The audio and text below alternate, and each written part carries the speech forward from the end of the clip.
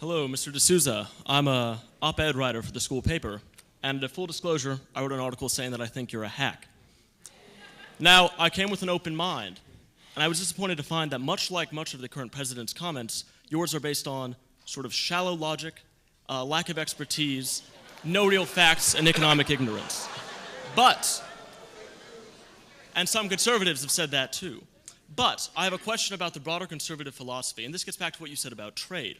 Now, you said that, we got to, get trade back in order.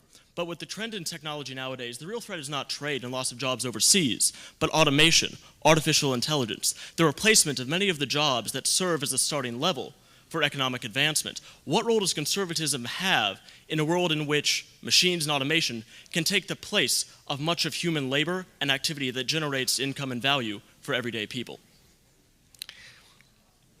All right, well, man, let me say this. If it is the case that in what I said tonight, and I put some fairly incendiary material on the table, if I had said something that was even arguably wrong, factually wrong, about the Democratic Party or about fascism or about Trump, it would be very easy for someone to point it out. So normally, if you're going to call someone a hack, you should kind of try to establish your own bona fides.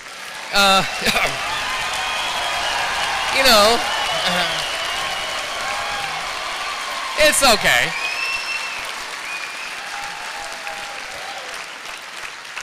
It's okay.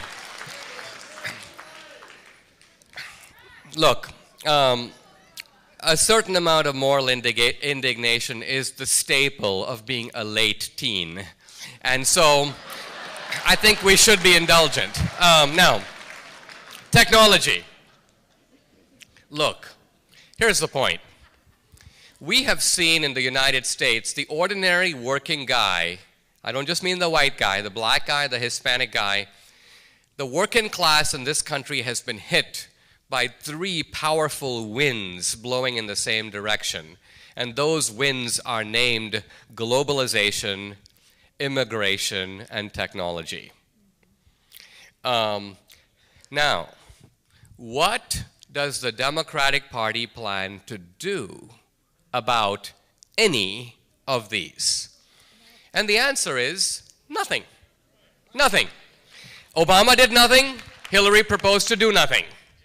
In fact, what the Democratic Party wants to do is to increase the problem of illegal immigration, motivated solely by getting Democratic voters, with complete indifference to the impact on the worker. Now, Trump has never spoken one word against technology.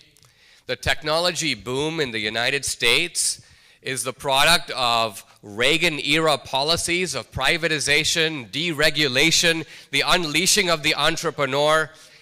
If you don't believe me, when I came to the United States, the entrepreneur was in a funk.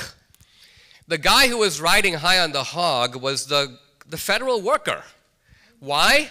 Because a generation ago, a moronic John F. Kennedy said, if you're young, if you're idealistic, do what? Join the Peace Corps. Become a public servant. An oxymoron, if I ever heard one.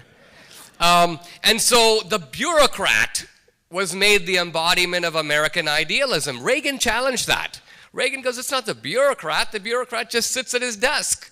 Reagan told a story of a guy at the Bureau of Indian Affairs who was sobbing at his desk. And a man came up to him and said, what's up? He goes, my Indian died.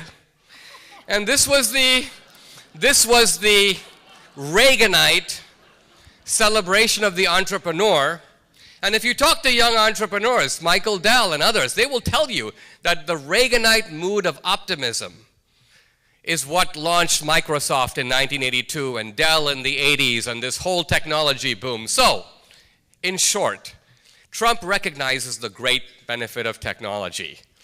But he also realizes that in a society, it's not fair for a whole bunch of people to gallop tremendously ahead while a whole bunch of hardworking people are left behind. What kind of American dream is it that only works for some people.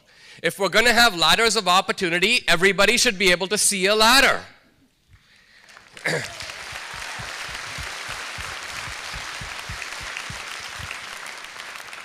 This is the new republicanism that Trump represents. Ordinary Republicans don't even think about working people. They don't even talk like this.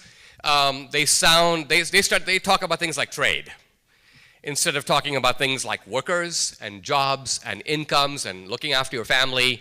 So this kind of down-to-earthedness of Trump, I think, is part of the secret of his political success.